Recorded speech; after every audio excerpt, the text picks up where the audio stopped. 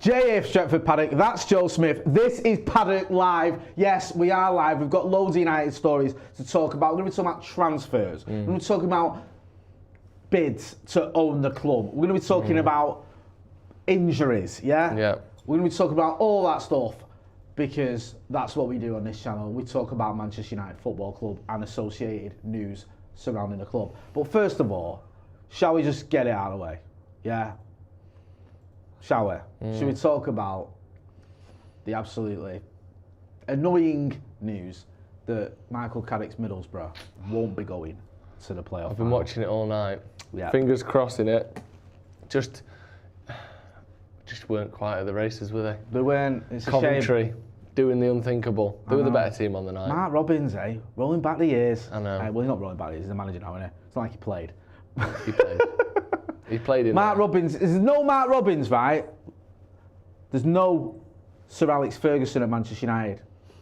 Just remember that. Mark Robins is the key to it all. So give him his props. But yeah, disappointed for Carrick, but he's done an absolutely miraculous job at Middlesbrough. So next season, I'm sure he'll be stronger. Anyway, enough of non-United, so let's get down to the business of talking about Manchester United. So what's the matter with you?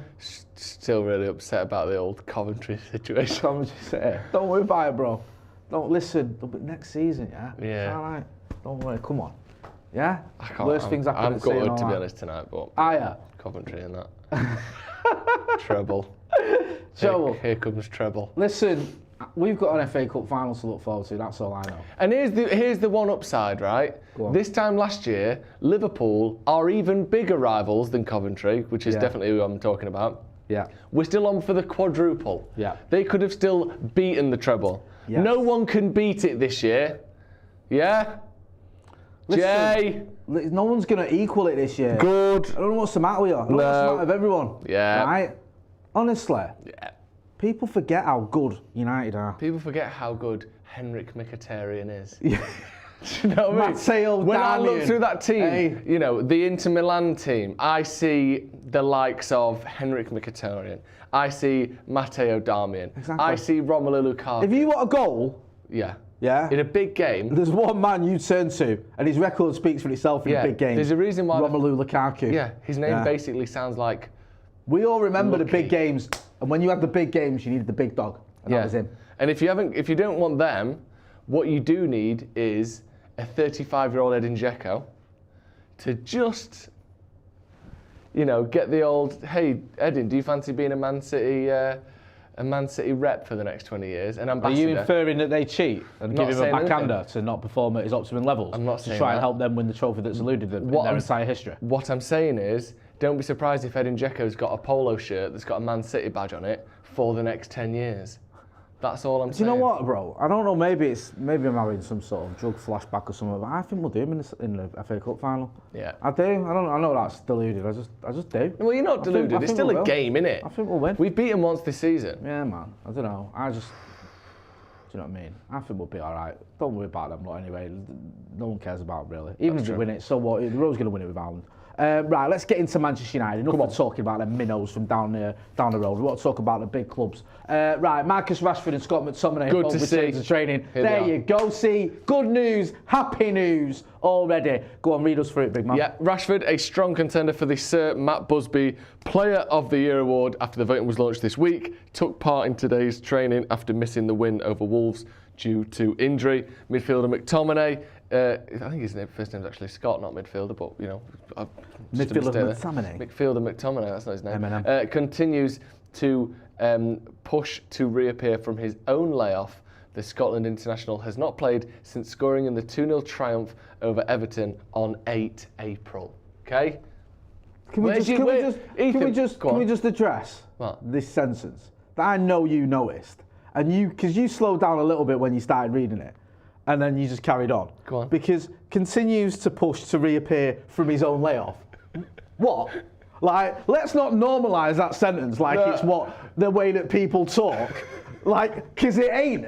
Now, it's been a long time since I studied journalism, but I always remember, you meant to sort of write and speak conversationally. Yeah. Now, I've yet to have a conversation with anyone during my 43 years on planet Earth where I've said, do you know what you need to do? You need to continue to push to reappear from your own layoff.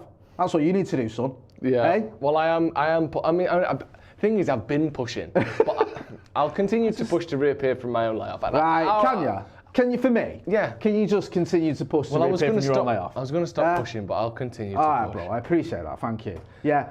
It is an odd sentence. I know, listen, producer Ethan, he's trying to hold his hands. It's not me. Not hold his hands up. He's blaming the Manchester United website. I'm not blaming you, producer Ethan, because I know you know how to write. Yeah. I'm blaming the Manchester United website. It's terrible. Yeah. But that's good to see Rashford. And the thing with Rashford is, when Martial returns to training, you can expect sometime within the next 6 weeks, he'll be ready to start. With Rashford, that usually means he's starting on Saturday, doesn't it? Yeah. Obviously not guaranteed, but I would guess he's at least going to be in the squad. Usually when he's back in training, he's almost ready to go. So I want him to start. I want him to get his goal. I want him to get to 30 goals. Yeah, me too. This season. Because I feel like if he doesn't now, his season will have petered out, because that means he'll have had 12 games where he scored 1 goal, whatever, or 2 goals. Yeah. So he needs to get to 30 for that landmark for him, and hopefully he can do it against Bournemouth at the weekend, and we'll be here for the watch along. Me, Joe, and Adam McCullough. So make sure you are hitting like, share, and subscribe, because we want to see you guys joining us for that watch along, because there's some big games coming up. We've got to get top 4, man. That's essential. Speaking of Adam McCullough, yes, he's been chatting to Bet Victor and Last Fan Standing, talking about. We've talked about the FA Cup, we've talked about the Champions League, but the Premier League, another place where City have basically been given the title by Arsenal. He's had his say on how Arsenal have they bottled the Premier League. Well, I'm gonna list out some things, and you tell me why he deserves to be manager of the season. They bottled the League Cup to Brighton. They bottled the Europa League to Sporting Lisbon. They bottled the FA Cup to Man City. They lost 3 games to Man City. Couldn't even draw one of them or win one of them. Their nearest rivals. They spent 300 million quid in the last 2 summers. They bottled big games against Southampton, West Ham, Liverpool in winning positions. And they led the Premier League for 92% of the season. 92% of the season, and will end up second. It's the biggest capitulation in the history of Premier League football, and it's embarrassing. I find the whole Arsenal are moving like you would expect, I don't know, Wigan Athletic to, if they're just wearing a title race. You forget this is Arsenal, like a team that run around talking about their golden Premier League trophy. They're top of the Premier League for so long. You know, for me as well. If you threw it away in games against Man City, all right, fair enough. Man City are better than you. They're supposed to be better than you. But you threw it away 2-0 up against Liverpool when the game was done and dusted. And then, okay, if everyone wants to go, Anfield's a difficult place to go. It is. All right, a draw there's fair enough. But then 2-0 up against West Ham away from home, where West Ham weren't performing at that point. They'd just come back from their jollies in Europe. You know, they were having a laugh. They just weren't performing.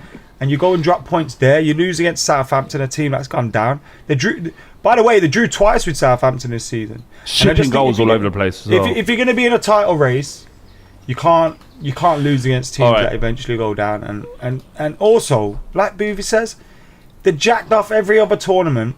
They've been in one competition, 1 game a week. He hasn't managed his squad properly.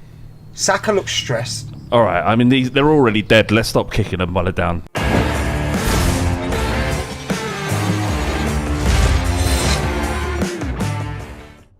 So that was Adam McCullough, Boovy and the gang on Last Fan Standing with Bet Victor. Talking about Arsenal bottling it. Yeah. I mean, this has been a sort of a buzzword, hasn't it? Yeah. Or buzz 2 words for the last week or so. Bottling it, bottled, everyone arguing, have they bottled it, did they bottle it? Well, finishing second is still an achievement. If you look at where they're expected to finish, Maka makes the point there though, they sort of gave up on the trophies, the cups, didn't they? Yeah. Focused on the league. They were in a good position. Like, yes, finishing second, there's no shame in that because no one expects him. But when you look at the context, to draw at Anfield when you're 2-0 up, to draw at West Ham when you're 2-0 up, to draw at home to Southampton, who are already relegated, then, I mean, by the time the Brighton game comes around, to be honest with you, it's done. Yeah. But then to get battered at home to Brighton, I mean, they've just fell off a cliff, haven't they? Yeah, it's not like they've come close and they've fought till the end. They've been literally shit for a month. Do you know when you talk about crunch time, squeaky bum, all these like overly winning the title happens at the end of the season. You can do well, you can have a great start, you can put yourself in a brilliant position, but everyone knows, and since the days of Sir Alex Ferguson at the very start of the Premier League, you win the title in the last 2 months of the season. Fact. It always has been the case. Yeah. And if you look at the last 2 months of the season, what is May so far and April, always the last 2 months, they've been shit. Not just all right, like shit. Like you mentioned, Anfield's a tough place to go. Well, it is, but if you want to win the league, you have to win some tough games. you know what I mean? You don't get to win the league by only beating the teams that are sort of below you. Do you know what I mean? Or eventually you can if you're at the top of the league. But do you know what I mean? You can't just, oh, it's a tough game now. You understand? Like, no, City don't do that. City, I think Booby said it there, which shocks me that I'm quoting him, but they've played City 3 times this season. They've lost every one. Yeah. You can't just, well, it's City, it's tough. If you want to win the league, you have to be better than some of the good teams around you, and they're not. And then, like you said, as soon as you start bringing in the West Hams, the Southamptons, and the Brightons, then it's game over. And if you're top of the league for 92% of the season and you don't win the league, there has been a clear and obvious mental lapse there. Because we know if you can be at the top for 92%, you have the talent, you have the quality. You can't stay at the top for that long without being capable of winning the league. If you then don't, it is only mental. Unless you've had tons of injuries, which they haven't had. It is a mentality thing. They've bottled it, undoubtedly. Unfortunately for United, that means that now, like we've said, City are on for, can win a treble. I'd much rather Arsenal have stopped that, but they didn't. But there's no question Arsenal have bottled it. It's literally the definition of it. You had it and you dropped it without any outside interference. It is all on you, no question. Yeah, 100% agree with all that. Get involved in the chat in the comments and let us know what you think. Go over to Last Man Standing with Bet Victor. Yeah. There's a link in the description. Let them know that Stretford Paddock sent you, and let the lads know and let everyone know whether you agree with what Mac is saying there, or do you think Arsenal, is anyone out there who thinks Arsenal deserve a little bit more credit than the majority of non-Arsenal fans seem to be giving them? Because I think the vast majority of non-Arsenal fans I've spoken to and seen on socials are saying Arsenal bottled it, they threw it away, it's their own fault sort of thing. They had it in the palm of their hand and they tossed it off. But there'll be a lot of Arsenal fans that don't agree with that, and there may be some non-Arsenal fans who think we're being a little bit harsh on them. First things first though, obviously, hit that like button. Let's get some likes going. I'll get in some of the comments and then we'll move on.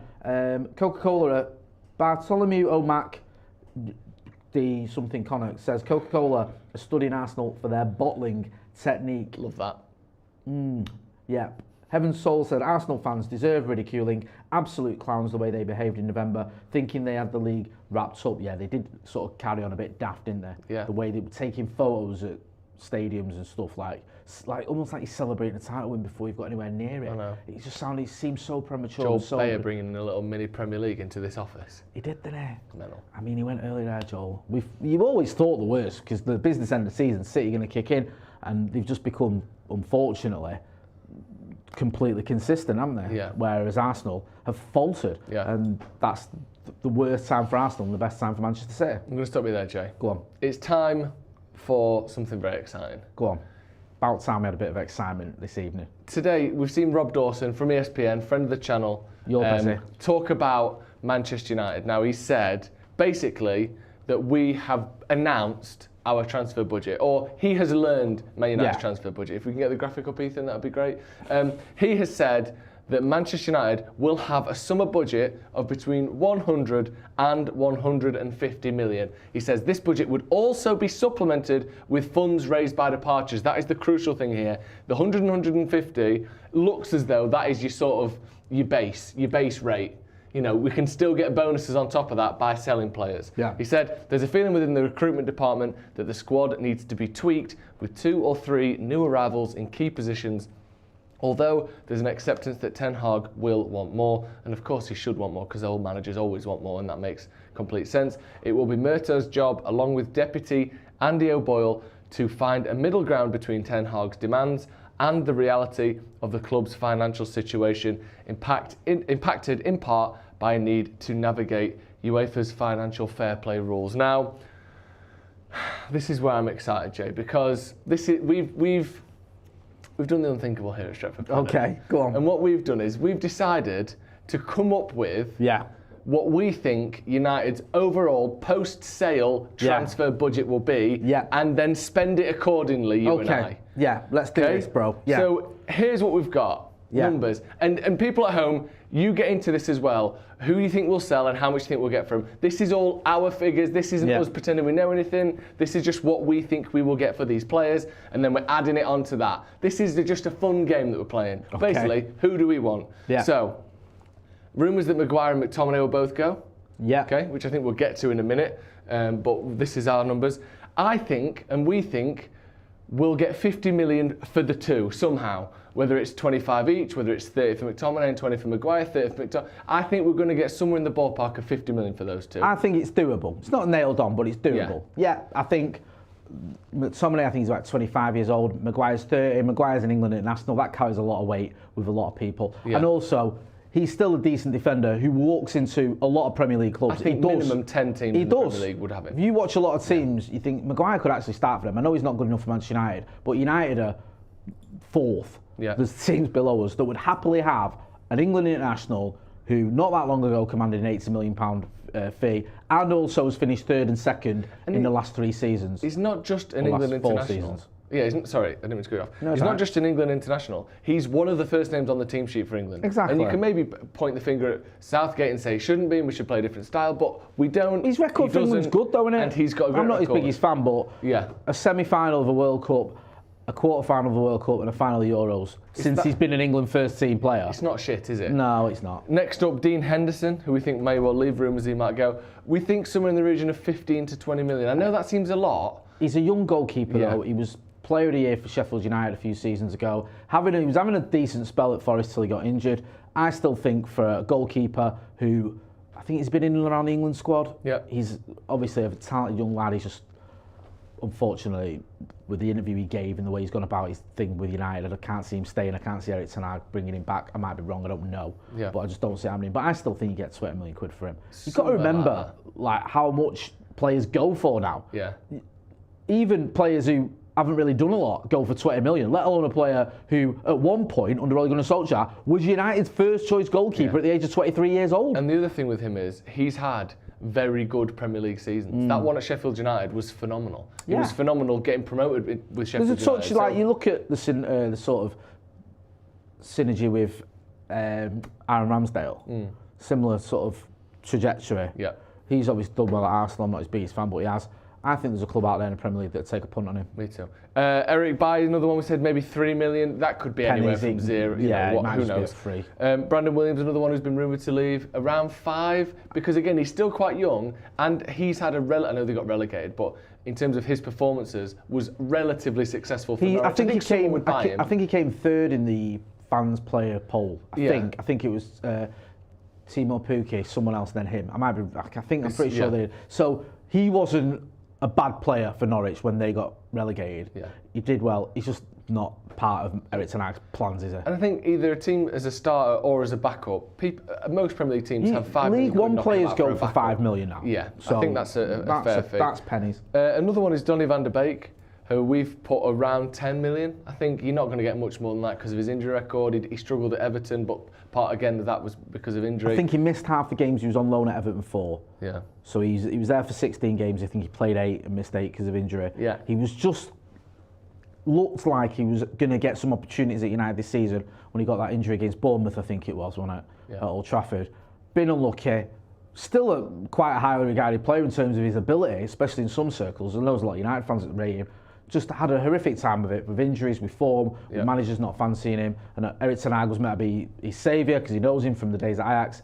Injuries scuppering him again. I still think you get 10 million for him because he's relatively young. I think he's mid-20s. And it wasn't that long ago. He was a Ballon d'Or nominee. And we paid 40 million quid for him 3 years ago. So I think to get a quarter of that back isn't 10 million out of the question. Is worth a punt. Next one is Anthony Martial. And we had to go back and forth on this. First of all, I think a lot of people think he might stay. But you're of the mind, and I think I agree with you, that if United really want to push on, and you look at it tonight, look at City, their number 1 striker didn't score a goal. Their number 2 striker, Alvarez, scored, I think, his 18th goal of the season in his 42nd appearance. Like, he's their backup.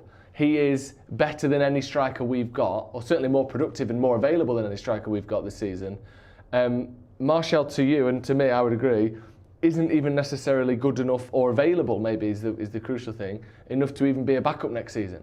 Like, if he's not fit all the time or available and reliable, can he even be a backup? We put maybe somewhere in the region of 20 million, which I thought was a bit much, but you were heading towards 15. I still think Martial is highly regarded. I don't keep saying that term.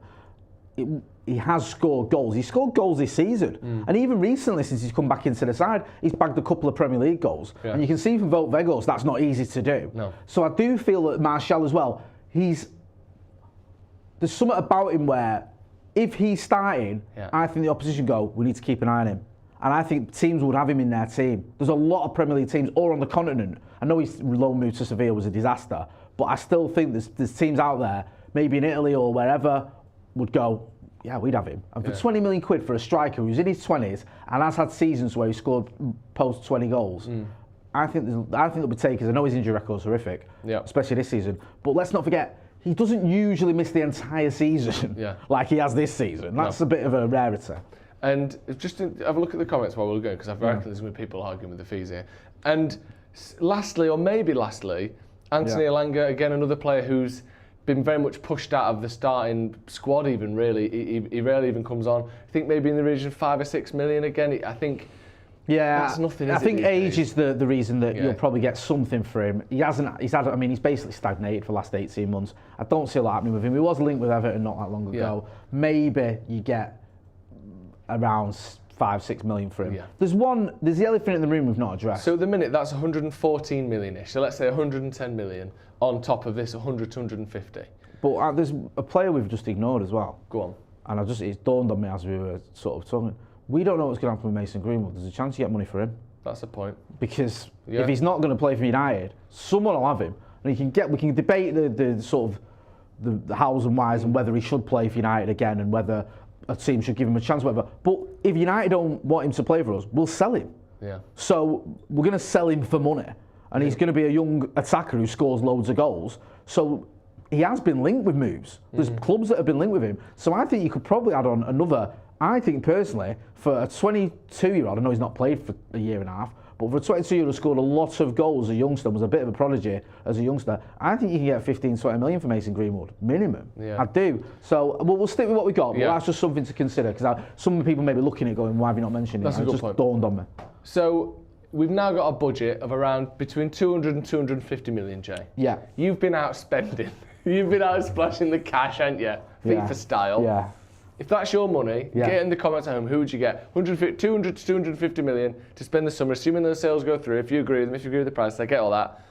Who are you getting? What is your transfer list? How would you go about spending this money that United have got this summer? The first one, the big one. Go on.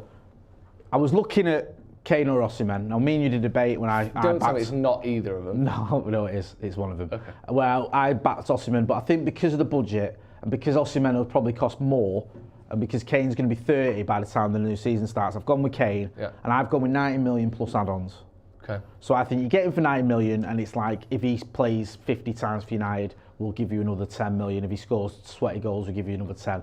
There might be some sort of structure there because he's a 30-year-old who's got, I think, 18 months left of his Spurs contract or whatever it is, or 2 years maybe. Not long. I think it's 1 year. 1 year. Sorry, 1 year. Yeah, well, it will so be by you're the not, time of the season. So you're not going to spend 200 million on a 30-year-old with 1 year left on his contract. No. And Daniel Levy will want a decent bit of money for him, and I think 90 million could get it over the line. I think that's still the second most expensive transfer of an English player, is it? Behind Jack Grealish? It's the second most expensive Premier League signing. Yeah, behind Grealish, I think. Yeah. So I think you can get him for 90 million. Yeah. So there's a big chunk of it. Now, I was looking, and you mentioned this, I was looking at midfield. Yeah. Paulinho from Fulham, who I do like. Now, there's the kid from Southampton, Romeo Lavia, who's only about 19 or 20, whatever he is. I think he's 19. I know he was at City, which obviously puts everyone off, but he's had a decent season considering they got relegated. And I think if you're looking for someone who's going to succeed Casemiro in maybe a season or a season two time, and whilst doing that, he's going to be sort of rotated, I'd take a punt on him, and I think you can get him relatively cheap because Southampton got relegated. They're going to have a bit of a fire sale. Selling teenagers, you're not going to get massive amount of money for him, but they're going to want a bit because he's a young player who's obviously very talented. I've got him, you can get him at maybe 40 million. Maybe I'm being ambitious there. Maybe it'll be a bit more closer to 50. But I think it's doable. Can't be much more than 40. Yeah, I think it's doable. Just been relegated for a player that's had season. Yeah, I like him. I think he's a good player. Yeah. But I like how young he is, and I think that he can progress. But you know, mate, why don't you make that sound seedy? I like how young he is because he's going to be a good footballer as he gets older. I like how young he is. Do not clip that. Brian Kelville in the chat says, "You're truly deluded if you think we can win things with Martial in our squad." Well, we don't, and we're selling him. We need a massive overhaul, massive. Just look at what Man City are doing. Well, I agree. That's what we're talking about. In goal, I've gone with Bart Verbruggen from Anderlecht. Hey? Sorry, have you just thrown a fucking dart at Wikipedia here? No, I had him in my news the other day. Bart Verbruggen. This kid, he's about 20. I think it was Vincent Kompany that gave him his debut. Yeah. He's a Dutch international. Well, he's been in the squad. Sorry, he's not featured. I don't think for Holland. Right. Correct me if I'm wrong. But why is it producer Ethan's cracking up? I've not made this guy up. I'm sure you produced me. Made him up. It's just when I did my news and he was there. Again, we don't know what's happening with De Gea. If Henderson's going, De Gea probably stays. Do you get a young goalkeeper who's gonna be the successor? This is what I'm thinking. I'm thinking someone who can come in and rotate because he's obviously a very good, talented young lad. But long term, he's going to be David De Gea's successor as well. Good idea. So that's why I've gone with the likes of Lavia to be Casemiro's successor and Bart Verbruggen to be David De Gea's successor. So they're my that's where I'm up to so far. Now, centre back, Jurien Timber.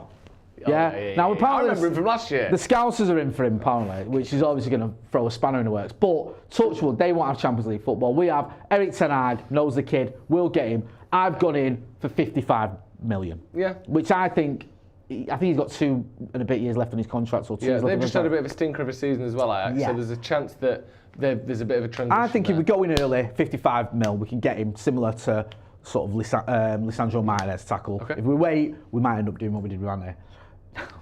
I'm trying to read your screen. This is where, as they say, you lose the room. Yeah, this is where the comments start popping off. Mad in my head that you think you've currently got the room. This is where people start screen recording and the clips do the rounds on social media and people start questioning my sobriety. Yeah. I'm not going to lie to you, but I want you to hear me out. For 25 million... Sergio Aguero. You probably prefer him to me, I'm going to say. Ivan Toney. Now, I know what you're going to say. Is it that he can't play for a season? 8 months. Right? Didn't stop Erik. Okay. Yeah. I'm not comparing him to Erik Cantona because he's obviously far inferior. But my thinking here is this. Right. He's going to be available for pennies. 25 million for a striker who's just bagged in 20 Premier League goals. You've made up 25 million. Yeah, well, he's only got like 2 years left on his contract. Okay. So he's going to come back with 11 months or whatever. Now's the time to bet on Ivan Toney. They're going to have to sell him. Yeah. You can get him cheap. And I have a sneaky feeling, as appeal, he might get his ban knocked down a bit. Because he'd come in with a big ban, as an appeal, it's down at 4 or 6 months or whatever. Yes, you're going to miss him for half the season, but he comes in the middle of the season when you need another striker. Yeah. And he comes in, experienced, we know what he can do, can take free kicks, score penalties, can score at the top level, but probably isn't your main guy. Because I have always said we should go for 2 strikers. Yeah. Now you'll go, well, how can you have 2 strikers if for the first 6 months you haven't got one of them? I still think that you can get away with it if you put Marcus down the middle and you've got Harry Kane. But come the business end of the season, you need another option. Your man Ivan Toney comes in. Yeah. That's me and my budget all under the level. Yeah. How much is that in total? Right, I'm going to your numbers. 130, 170, 225, 250, 250 Exactly, mil. bang on the nose. Right. Listen. Okay. We've got money for dividends, we've got money for this. If you've got money for dividends, you've got money for Bart Verbruggen, haven't you? Now, my concern with your numbers there, Jay, not the numbers actually, the players you've gone for is, we need to win. There's too many players in our team that need to win a title now. Yeah. And you've got too many for the future players there, I think. Yeah. And I think you need some, obviously. You can't. We need to have a plan after these next 2 seasons. But for me, we need some players in their mid-20s and a couple in the early 20s. But not. Or you've either got a starter or a teenager pretty much in there, haven't you? That's my concern. So I've gone a slightly different way. I've gone slightly more based on more realistic targets, perhaps. What's more realistic than Bart Verbruggen? You never even heard of him a minute ago. Yeah, because you never said his name properly. So I'm going with you, Harry Kane. I've put him down as 110 million, but maybe that's 90 plus add-ons or however that works out, like you've said there. I think he's just the best option available, the best banker of any striker we could possibly go for is Harry Kane. Next up, I've gone with Rabiot.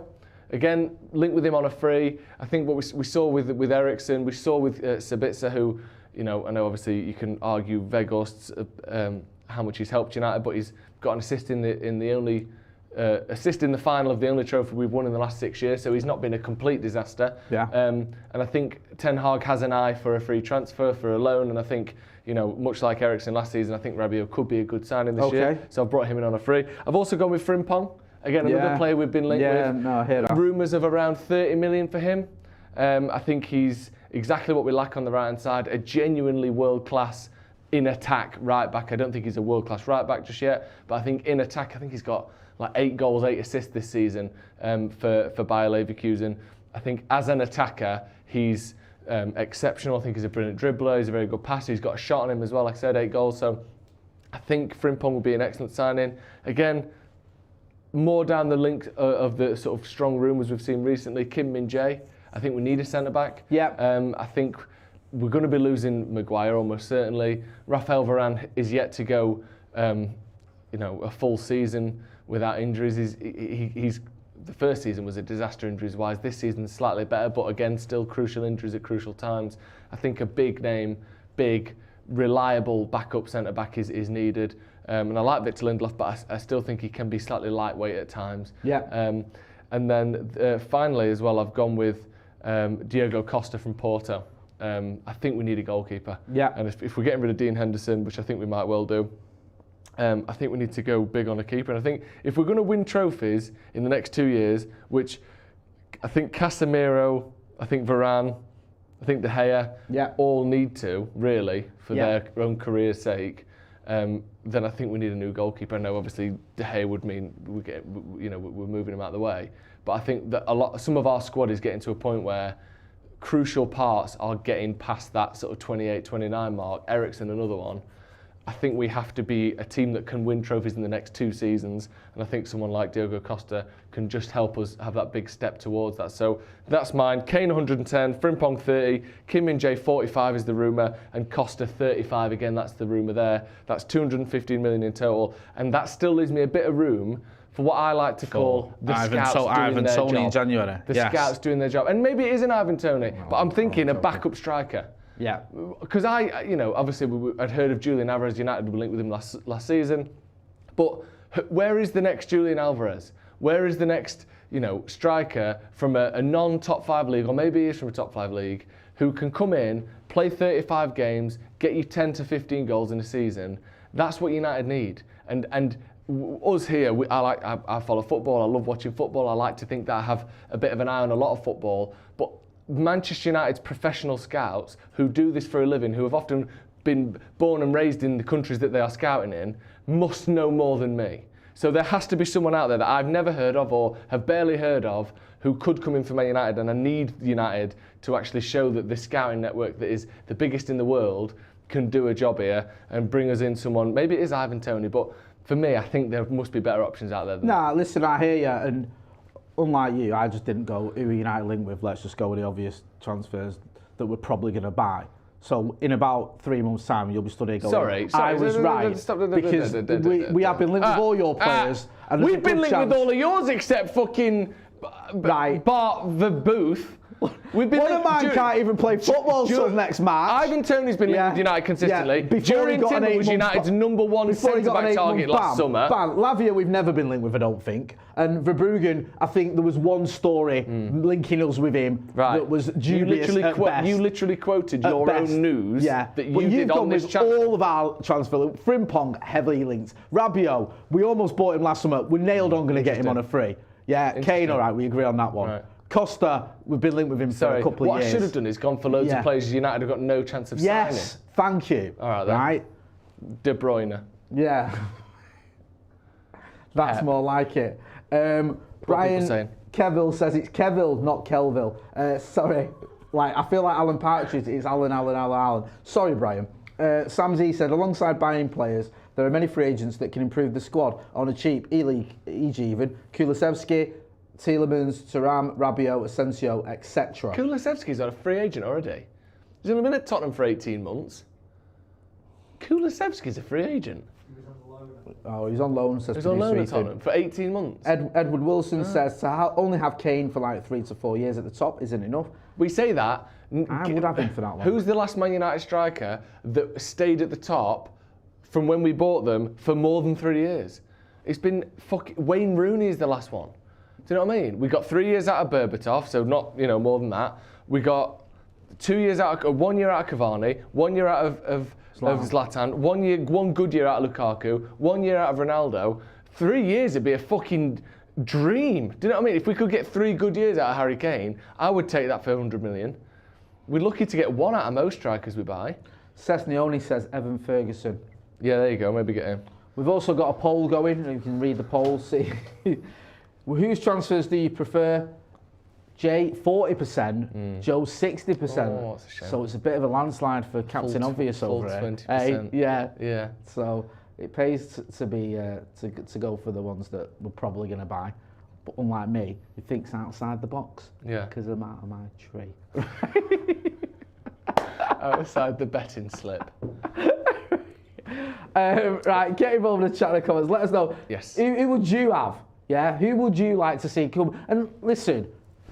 Yeah, he's right. Timber we have been linked with quite a lot. Yeah. Costa we've been linked with. Kane we've obviously been linked with. There's loads of players out there that you've had a few stories around. Is there anyone, like Joe said, are you a bit of a scout? Yes. Who we haven't been linked with, who you've seen and you've gone, there's a player we should be There's getting. got to be some proper football manager heads in the comments who have been scouting Ecuador for the last 2 years in real life for their football manager save that knows the next top star to come out of South Ken America Adams or says, Asia or Africa, sorry, or, a slightly lesser, what would be the word? Often visited country for United. Yeah, Ken Adams says Openda from Lens or Lon. Yeah, he's a good season. Daniel Berry says Kim, Koku, Ramos and young goalkeeper.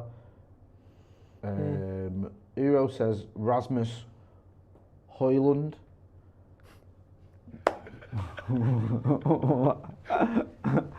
Should we move Great on? suggestions. I'm lost there, to be honest. And this is time for Ethan's big title. So Ethan was loving this before. When he found out Maguire and McTominay may well be sold, he was absolutely ecstatic to reveal his big headline of the week.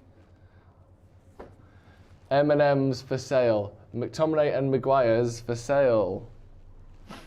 M&M's like the chocolate. Does it require an apostrophe though? I guess what he's going for is Martial and Maguire is for sale. Okay. But that is grammatically incorrect. Right, yeah. But right. Yeah. So you're proud of this, Will? Not anymore. What do you mean not anymore? Not anymore, he said. You want to change? I think it's very good. I think it's probably your best ever work. Could you cross out that S for us? The apostrophe, sorry, could you cross that out? I think you got time, haven't you? I think you got time to.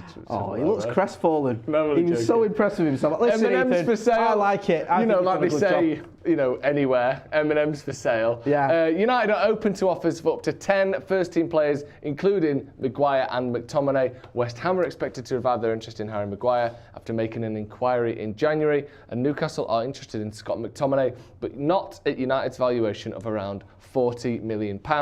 United offer. I wonder why. Hey, that's a bit of, what did you want for Sean Longstaff? 50 mil, right? We want 40 from McTominay. Yeah, behave. He's won the League Cup this season. And the rest. United are mindful. Hang on a sec. Is that the first trophy he's won at United? Probably, isn't it? Yeah, I think he broke through, didn't he? He didn't play in the double trophy season under Jose, did he? It was the following season, I think he came through. Wow. United are mindful of selling players to help ease their FFP concerns. Eric Bailly and Alex Telles, both out on loan this season, will be allowed to leave, while Phil Jones and Axel Tuanzebe will be among a group of players released at the end of their contracts on June 30. Because no one puts 30th of June anymore. Have you seen that? Have you noticed that? What? Everything's like film released April 1. It doesn't say April the 1st. Why? Because I think it's so that you can understand it with a maybe sort of less comprehensive grip of the language that you're reading it in. Okay. Do you know what I mean? If you've just got month, number, there's less confusion of 30th, second. Do you know what I mean? It just puts less weirdness in the air. I think it's an ease of reading thing, but it's a bit odd, isn't it? June 30. Yeah. In cinemas, June 30. June 30. June 30. Harry Maguire and Scott McTominay are in M&M's for sale. Yes. Well, we've kind of been through this in our previous segment, haven't we? But I think that most people will agree that all of these players either will or should leave Man United. Yeah, I mean, we're looking at players here who completely surplus to requirements, and we have other options, and we should be buying other options as well in those positions.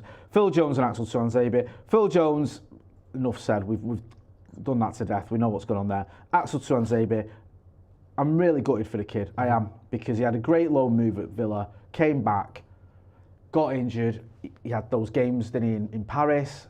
We know when he's fit what he's capable of. He can be amazing, but then we saw the flip side to that against Istanbul, where he had a bit of a stinker. He made Demba Ba look like prime Lionel Messi. However, I wish them all well. I hope they all do well, because it's just not worked out for any of them. And there's just it's a bit frustrating with some of them. Like Erik Bailly on his day can be mint, but injuries again, injured all the time. And Alex Telles, I never felt that he was quite the levels we needed. I agree.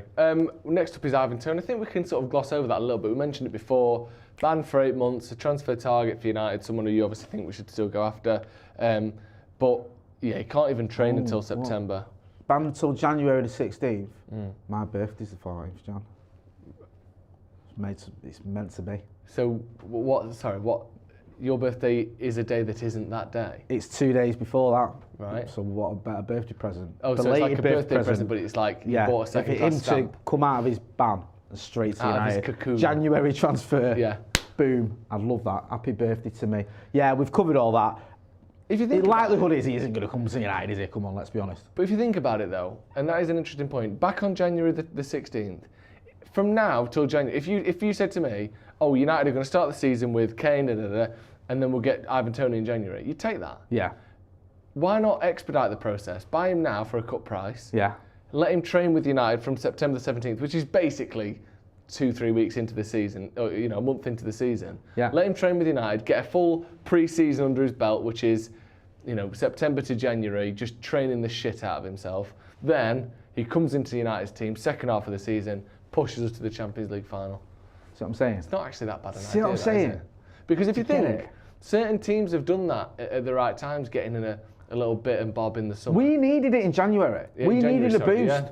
And we got no disrespect to Vogels. We all like his energy and his effort, but he's got 0 Premier League goals. Don't be harsh. I'm not. I'm just saying, if he'd have come in, let's say he'd have come in and got 8 Premier League goals, that's probably a title challenge. And the number 8, Jay, is only the number 0 with a belt on.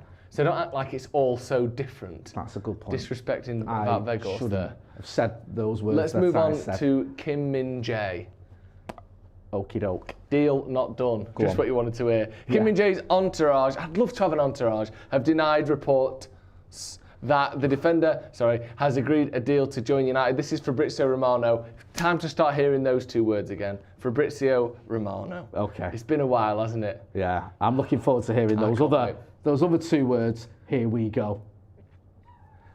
It's not true that a deal is close with Manchester United. There is no hurry for the future. That feels like a sort of ancient proverb. There is no hurry. There is no hurry for the future. Wait, and it will arrive. Yeah. United have been interested in Kim since he was in China. What are you laughing at? Carry on. We only spoke, but I repeat, there has been no concrete contact. Told Star News Korea. Wait, what is in the quotes and what isn't here? Very, very odd. However, Italian outlet Il Mattino reported that personal terms have been agreed with Min-jae. Il Mattino also says that Min-jae will be available for around £51 million for 2 weeks in July, which United would be willing to pay. No concrete contact. Yeah. That sounds like it sounds like a sign that you put on when you cement it. It sounds like a Screwfix advert.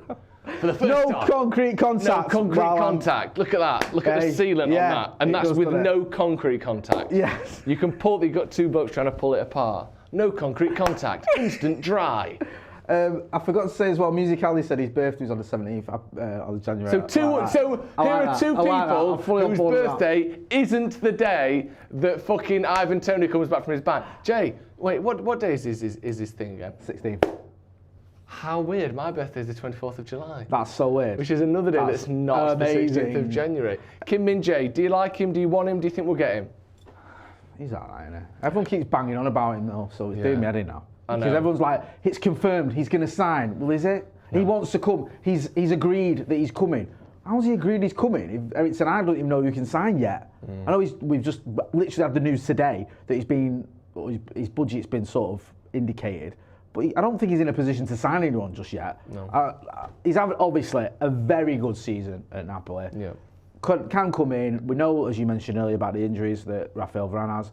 I'd love to see him at Manchester United, but it's weird. I'm not going to be like devastated if we don't get him. Yeah. Although, to be fair, I thought like that about Lisandro Martinez, and now I can't live without him. Couldn't live without him. Yeah, I think it's just there's a slight concern that I said this before, that when a team has a lot of comes sort of out of nowhere a little bit, does very well in the league, in the cup or whatever. We saw it with Monaco in 2004, Porto the same season. We saw it with Monaco again in 2015, was it? We saw it again with Dortmund in 2012. We've seen it now with Napoli. Every 2 or 3 years, Leicester, obviously 2016, you see these smaller teams have these amazing seasons or amazing spells winning stuff. And then all of a sudden, the European vultures come in and pick those teams apart. Yeah. And every single time, you're lucky if you get a 50% success rate on those transfers. The best one, I think, pound for pound, was probably that Monaco side, because you got a lot of good players out of that. Fabinho to Liverpool was, I know he's dropped off a little bit, but was world class for multiple seasons, helped them win trophies. Bernardo Silva at City, still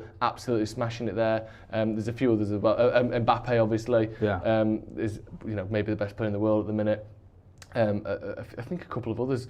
Kurzawa, I think, was in that team. I think Mendy was in it as well, unfortunately. But that team had a lot of players who went on and did other things. You look at some of these other players. Look at that 2012 Dortmund team. Lewandowski, incredible. Mario Götze, on the other hand, not so much. Nuri Sahin, who went to Liverpool and all around, not so much. So you have to worry with these, not worry, but again, Danny Drinkwater from that Leicester team went to Chelsea, barely played a game for 3 years and left. This Napoli team will be the same. There's going to be the gems, there's going to be the ones that go on to great things, and there's going to be the ones that were just carried in with the momentum, were good enough to be sort of dragged along by the real true talents in those teams. And this is where United scouting comes in. Is Kim Min-jae, the next Fabinho, or is he the next Nuri Sahin? And that's the question that United need to answer. And hopefully he's good enough. But that's my only concern is 18 months ago or 2 years ago, he was 24 years old playing in the Chinese Super League. Now he's touted as one of the best centre-backs in the world. That is a meteoric rise for a bloke who was playing in his mid-20s in probably the 10th, 20th best league in the world. That doesn't mean he's not good enough, but I think there's always going to be questions there until he proves it for season after season. No, it's a great point, and we have to be a little bit cautious with some of these players because these things, they've had a great season, they're going to be great players. Listen, I'll mention this quickly before we wrap up. The fourth Sheikh Jassim bid, I went live with this last night. You can see it here. We don't have to go through all this, but basically, a fourth bid has come in from Sheikh Jassim. Apparently, the latest reports indicate they've bypassed the Rain Group and gone straight to the Glazers, so there could be some sort of machinations going on there. Rain, go away. Nicely done. As to how they're going to go about it. This is going to rumble on. It doesn't look like this bid is blowing anyone out of the water, which has been some suggestions previously. We'll have to wait and see if it's one that the Glazers fancy. I think the big appealing part of this bid was that it's going to base a lot around, or there's a promise to improve the infrastructure and spend $1 billion on the stadium and on the team and all that jazz, which obviously is great for the fans. But I don't think the Glazers give a toss about that. I think they're just about how much money they're going to get. So whether this puts him in pole position or Jim Ratcliffe, we'll have to wait and see. But as always, we'll keep you posted. Joe, where can people find you? Check out the Sloppy Joe's podcast. New episode out yesterday. Go and check that one out. It's a very, very good episode, actually. Right, always a funny laugh on the Sloppy Joes. Thank you. He'll be back in the morning with the news live from here, so make sure you are hitting like, share and subscribe. Don't forget to go and check out as well Last Man Standing with Adam McCullough. I've been Jay Motti, that's been Joe Smith. This has been Paddock Live. Thanks for watching.